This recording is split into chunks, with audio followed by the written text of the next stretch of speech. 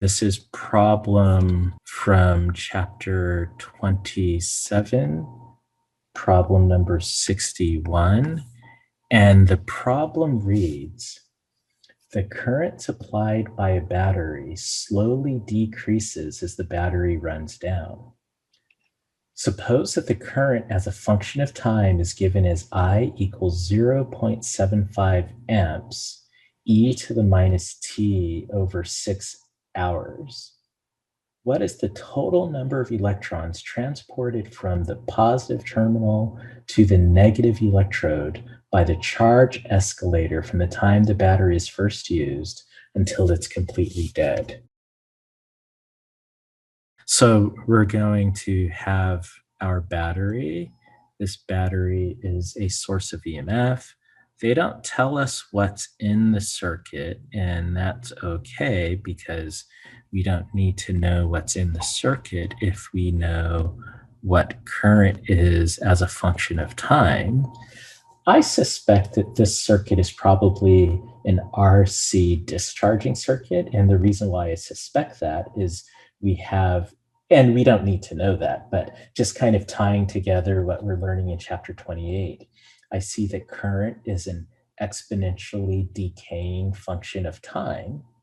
And in that form, that looks a lot like an RC series discharging circuit. So I'm going to just go ahead and draw my diagram like that, even though we don't really need to know it. It's at least good practice to start trying to recognize these things. And just to also reinforce what we're learning in chapter 28, if we look, well, let me write that function. I is a function of time, and I'm going to call it some I naught e to the minus t over, I'm going to call that denominator tau. I naught is going to be our initial value of the current, which is 0.75 amps. And tau is given as 6 hours. Now, what that tau is, if it were an RC series circuit, this would just be the product of resistance and capacitance. The units of that is a time unit. Okay, so we need to know the number of electrons transported from the positive terminal of the battery to the negative electrode by the charge escalator from the time the battery is first used to the time that the battery is completely dead. So how I'm going to begin this is I do know that current is the rate of change of charge. So current is dq dt. But I know the amount of charge I have is equal to the total number of charges times our charge escalator. So not our charge escalator, times the value of the magnitude of our charge carrier. So our charge carriers are the electrons, the magnitude of that is E.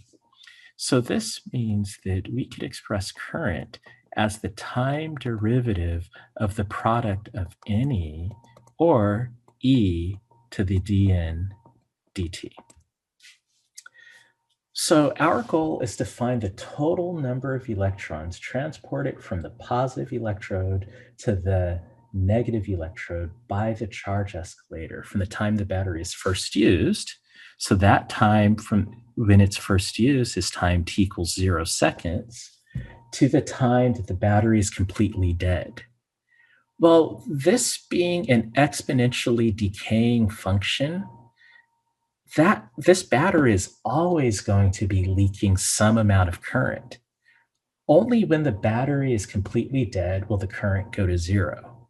And you could see from this expression that the current will go to 0 only when t goes to infinity. So I am going to write the final time being an infinite amount of time. And we'll see how we're going to handle that shortly. So now we have this expression for current. We have E dN dt, and that is equal to I naught e to the minus t over tau. We want to find the total number of electrons. So what I'm going to do is I'm going to isolate our n by dividing through by e. And now let's go ahead and integrate both sides with respect to time. So when I integrate the left side with respect to time using the fundamental theorem of calculus, this is just the integral of dn. When I integrate the right side with respect to time, it's going to be the integral from t naught to t, so from 0 seconds to an infinite amount of time. I naught over e to the minus t over tau dt.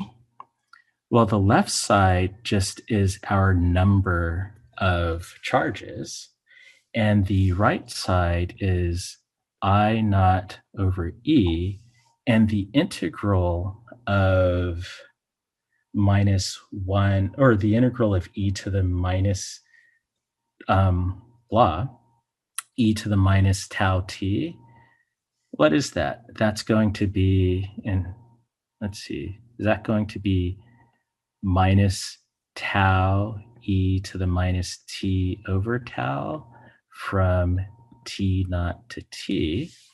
If I did that correctly, let's see. So I'm just going to double check that by differentiating. When I differentiate that, yeah, that looks correct to me.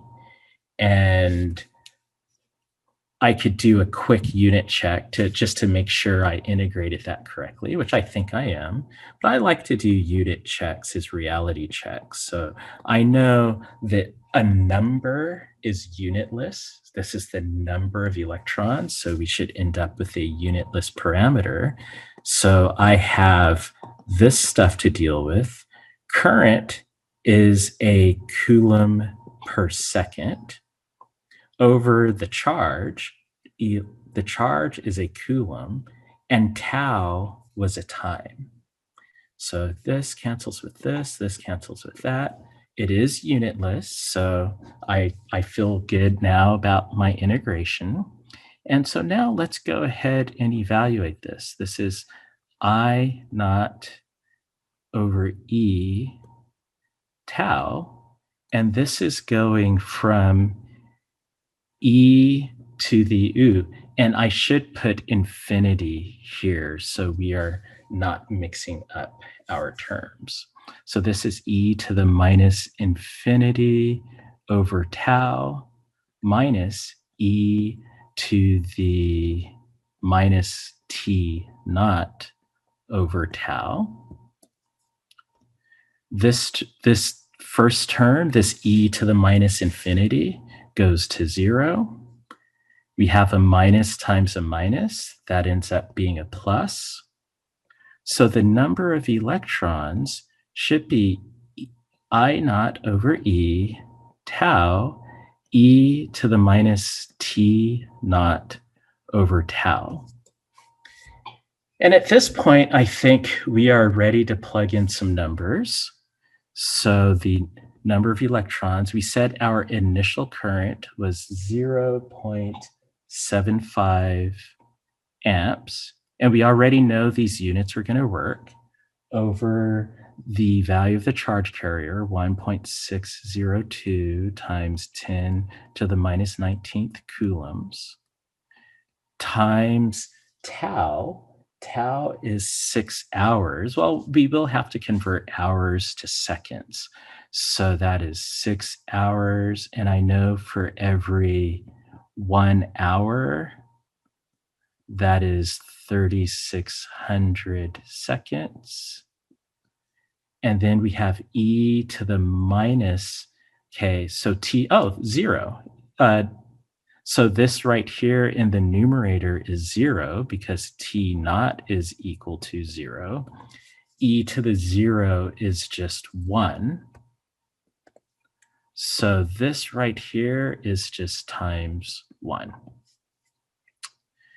And let's enter this in our calculators. So we have 0.75 times 6 hours times 3,600 seconds divided by 1.602 times 10 to the minus 19 equals, that's a lot of electrons. So I get 1 point, and how many sig figs are in this problem? It looks like 2. But that 6 hours would suggest it's 1 sig fig. So I'll just express it to 1 sig fig.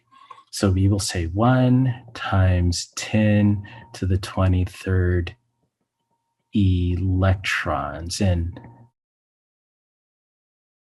the main thing I would say on this one is just going back to like our definition of current, because that gives us a relationship with the number of electrons per unit time.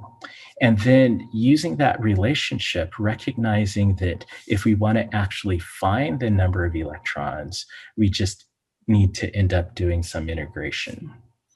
And in the end, that seems like a lot of electrons.